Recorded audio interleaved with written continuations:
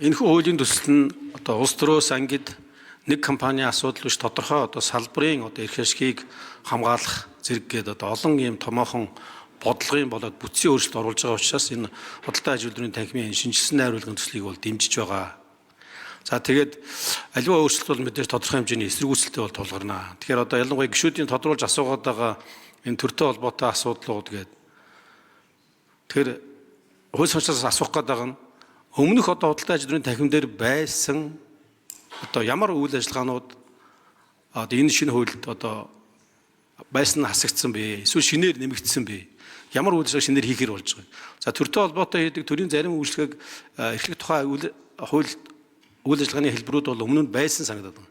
Тэгэхээр энэ тал дээр бол одоо тодорхой хариулт өгөөч. Тэгвэл бас нөгөө гишүүд маань илүү ойлгомжтой болох юм болов уу гэж бодоод байна.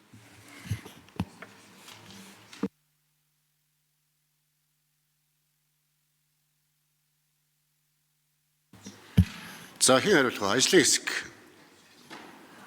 4-р микрофон.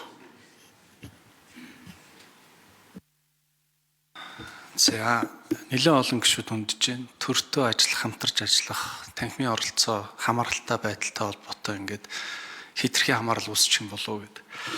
Тэн дээр төрийн үйлчлэлийн түншлэлийн талаарх хоригдлох бодлого байдаг. Төрийн үйлчлэгийг ямар учраас ямар этгээдэд шилжүүлж болох уу, ямар хэлбэрээр байж болох уу гэдэг зохицуултыг бодлого нь байдаг. За мөн 2017 онд төрийн үйлчлэлийн түншлэлийн тухай хууль бас хэрэгжиж эхэлсэн 17 оны 1 сарын 1-ээс. За дээрэс нь дэлхийн бүх танхимуудын хийдэг үйл ажиллагаа бол энэ бодлогын өмгөөллийн үйл ажиллагаа байдаг. Нэгсэндөө бизнесийн орчинд таатай ээлтэйг л болгох энэ бодлого журмуудад танхимын дуу хоолой, бизнес эрхлэгчдийн дуу хоолойг л холбож өгөх. Энэ утгаараа өнөөдөр өвчин төгөлдөр мэдэгдэж байгаа 257 хууль бизнесийг ямар нэгэн хэмжээгээр бизнесийн үйл ажиллагаанд оролцож байна. 110 хууль нь бизнесийн эрх чөлөө, бизнесийн үйл ажиллагааг чөдөрлж гин гэж судалгааны дүн гарсан байгаа. Тэгэхээр энэ чиглэлээр бол танхим ажил дүр эсгсэн хамтын ажиллагаа биш, илүү үр дүнд суурилсан хамтын ажиллагаа гаргаж ирэхин тулд институцийн хамтын ажиллагаа энэ дээр их чухал юм байна.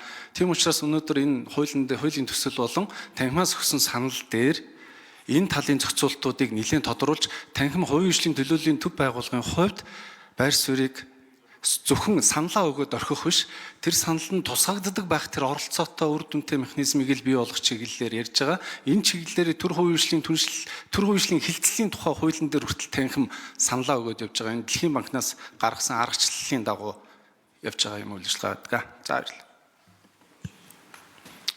За Соронзон бол гишүүн тодруулж асууя. За би яг нэг тодорхой асуудал шүү дээ. Өмнөх хууль дээр байсан одоо эхэлдэг үйл ажиллагаанаас чинь одоо энэ шинэ хуулийн төсөл дээр ямар нь хасагдсан юм бэ? Шинээр ямар одоо үйл ажиллагаа эхлэхээр болж байгаа юм бэ гэж асуусан.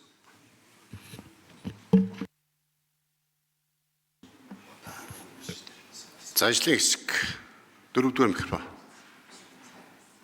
За хасагдсан үйлчлэг бол байхгүй байна.